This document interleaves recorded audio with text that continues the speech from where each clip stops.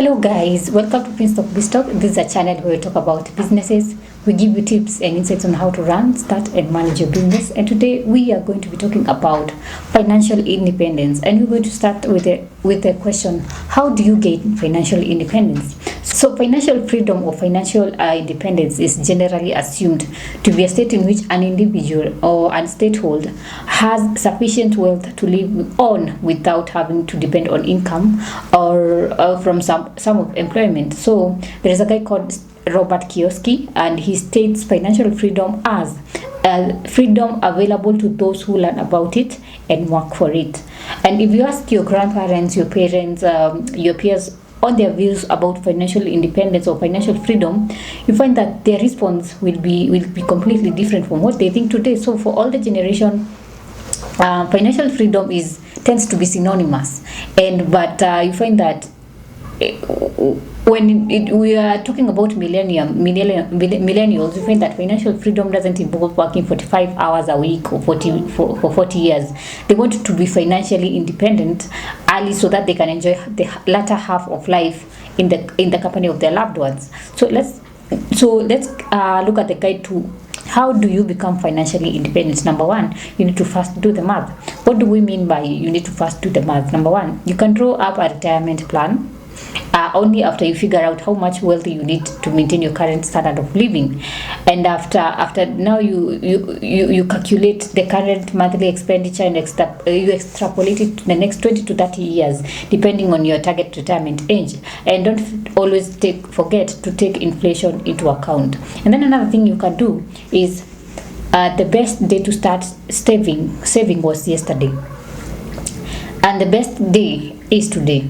So what you're saying is, as a millennial, building a retirement corpus is probably the last thing on your mind when you begin your career. So however, always consider that today you are young, you're independent and free from responsibility. Over time this will change and you will have responsibility to increase, and so will your expenses. So it is easier to save a part of your salary today, and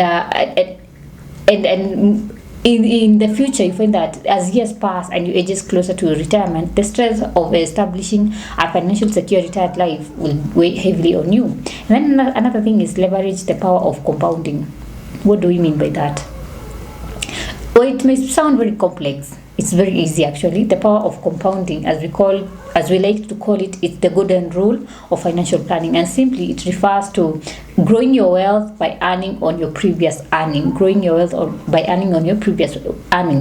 And but what most people fail to understand is that a small amount compounded over a long period can generate more than a large amount compounded over a small period. So let's understand this with a very example. Let's say we have a guy called Rahi and Ashok. They both graduated with a degree in mass communication the same year, and both of them they began their careers working for the same firm in India. And while they had similar preferences regarding many things in life, their financial choices were different. So we find that Ravi wanted to retire by 45 and spend the rest of his life in a cottage in the woods. And then Ashok must have had the same dreams too, but he never made an effort to turn them into a reality. So you find that while Ravi began investing every month from the age of 25, Ashok realizes the importance of investment only later in life and started with, let's say, $5,000 a month after he turned 35. So for this guy called Ravi, he started with 2,000 a month, and you see he started earlier than Ashok. So you find that both of them they will earn interest in their money, but you find that it's going to be going with a 12% interest rate. So you find that Ravi savings now amounts to 20, while Ashok is 9.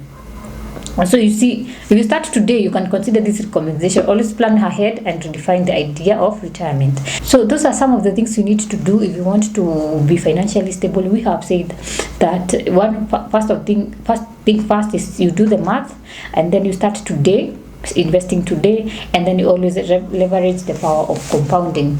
I hope you have learned a thing or two. If you have learned something, leave in the comment section and I'll be sure to read it out. Make sure at the end of this video you like, you comment, subscribe, share, hit on the notification button so that every time I upload a new video you can always be notified. Until next time, goodbye.